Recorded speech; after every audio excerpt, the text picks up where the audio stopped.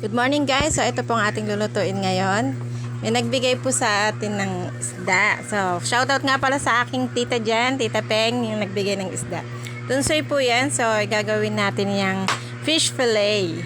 Ayan. So tinanggal natin siya sa tinik. Ganyan ang magiging kalalabasan yan. So set aside natin yan. Ayan. Ayan po ang finished product natin. Nagtira din na po ako ng pang perito, yung buo.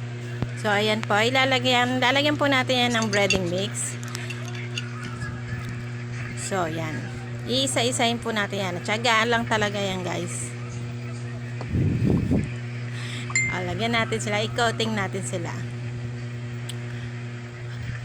Yan. Pagkatapos natin yan i-coating, pwede na yan.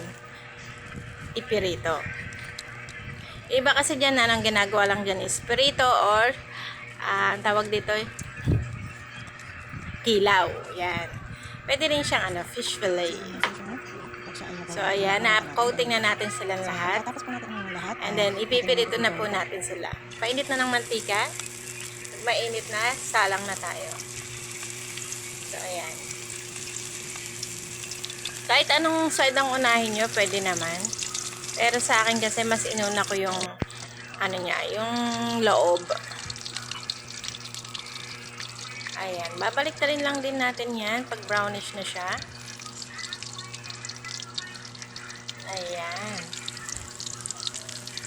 Medyo matagal nga lang talagang magtanggal ng tinik niyan. Pero pag sanay ka, mabilis lang yan. So, ayan, nakapagpirito na tayo. Yan ang ating finished product. Ayan, luto na siya. Ayan po ang ating finished product. Ayan na rin po yung aking piniritong tunsoy. Nag-ready na rin ako ng sausawan. So, sa akin kasi suka at bawang. Sa anak ko, gusto daw nila Mang Tomas. So, ayan. Thanks for watching.